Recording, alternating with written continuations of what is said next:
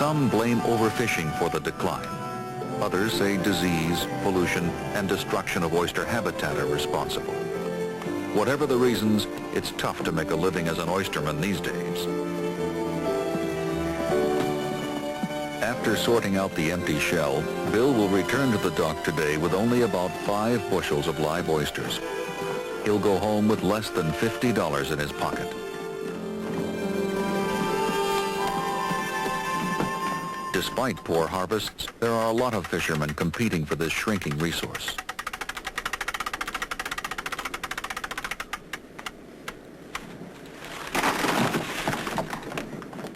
Working alongside the oyster tongers are fishermen like Wadey Murphy.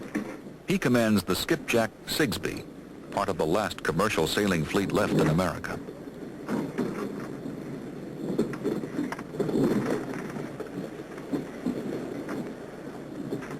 Using a metal and nylon drag, his boat dredges the bottom of Chesapeake Bay, powered only by the wind. In each drag, these fishermen often bring up only about a dozen live oysters. The rest is empty shell.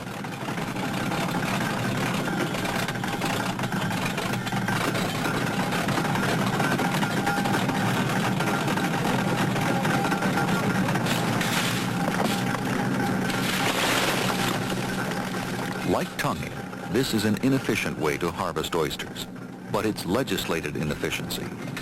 The government controls the fishery and puts strict limits on the harvest and on the fishermen's techniques.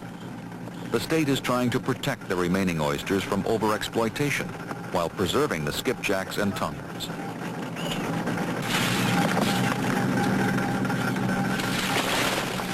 But this is only a band-aid solution to a basic problem. There simply aren't enough oysters to support the number of fishermen on Chesapeake Bay. Another approach to this problem has been to revitalize the oyster fishery by supplementing the natural supply of oysters with those produced by aquaculture. But some traditional fishermen fear that aquaculture will permanently change their way of life.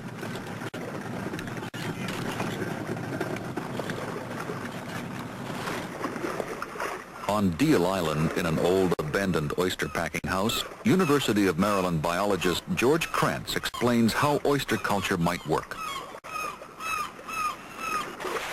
What we're suggesting is that we use oyster hatchery technology and intensive culture systems like are used in other parts of the world to produce oysters in the bay. We've converted this old packing house into a low-cost oyster hatchery that uses only the bare essentials for raising oysters. We have no lights, air conditioning. It only operates seasonally. It's a low-cost facility.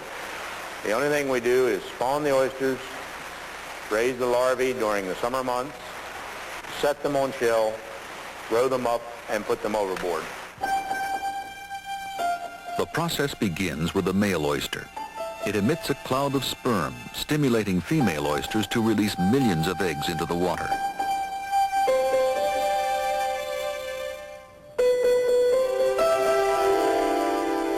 Chance encounters of sperm and egg produce the next generation of oysters.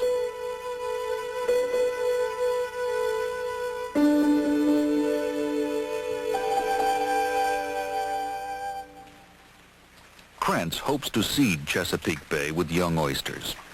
He has been working on this hatchery technology for several years. Progress has been slow.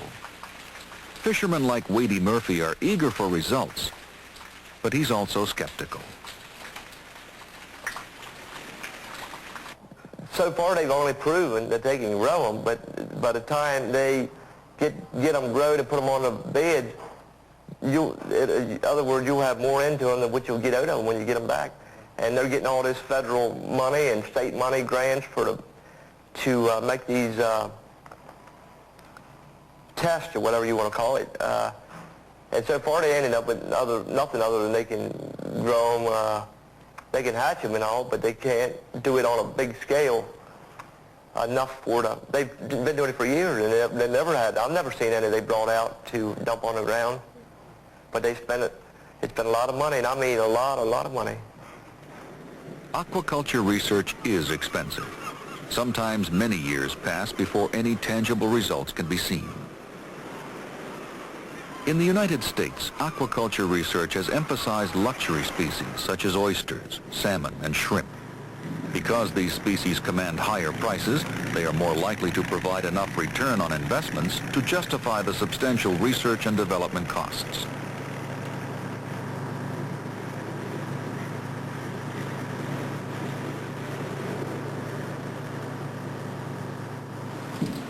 For a long time, people have wanted to culture shrimp in the United States because shrimp are the most valuable of U.S. seafoods. American fishermen have not been able to harvest enough to meet demand. 65% of the shrimp eaten in this country are imported. Demand continues year-round, but the natural life cycle of shrimp in temperate waters restricts the harvest to about 6 months of the year.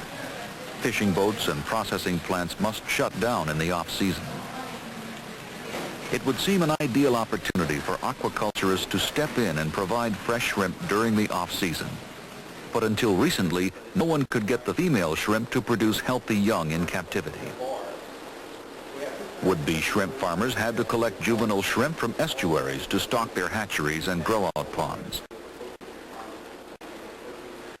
After years of working on the problem, scientists perfected a surgical technique which could be used with captive animals to accelerate sexual maturation. The operation, called an eye ablation, involves the delicate removal of one of the eye stalks. The endocrine glands which control sexual maturation in the shrimp are located on the stalks just behind the eye. Removing one stalk shifts the animal's hormonal balance, pushing her toward reproductive condition.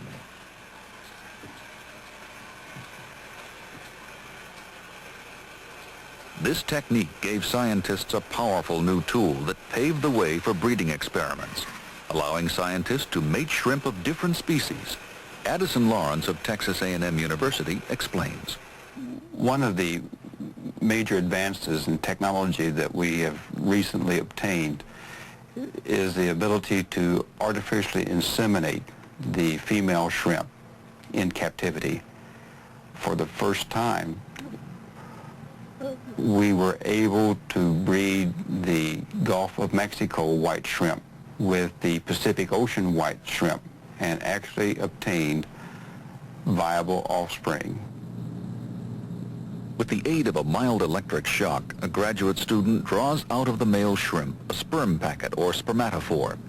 The milky, sticky substance, placed on tweezers, teems with sperm.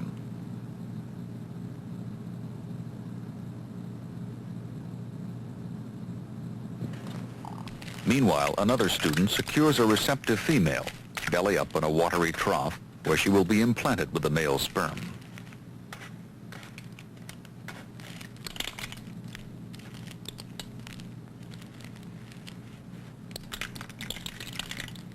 This process, though tedious, is well worth the time.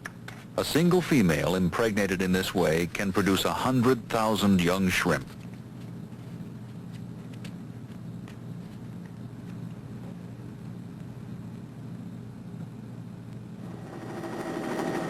At Texas A&M, the shrimp are transferred to grow-out ponds, where they take about 4 months to mature.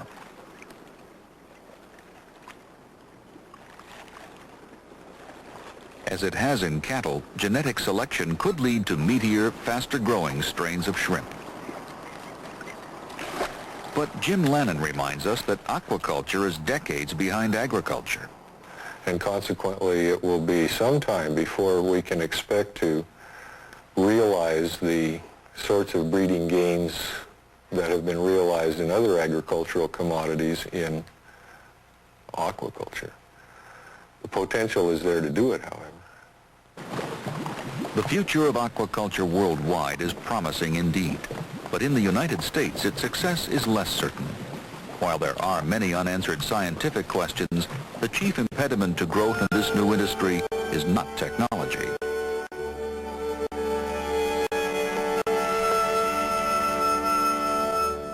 The major constraints to expanding world aquaculture are not so much technological as social and political. We presently have the technology to go way beyond where we are at the present time in terms of large-scale aquacultural production. But to understand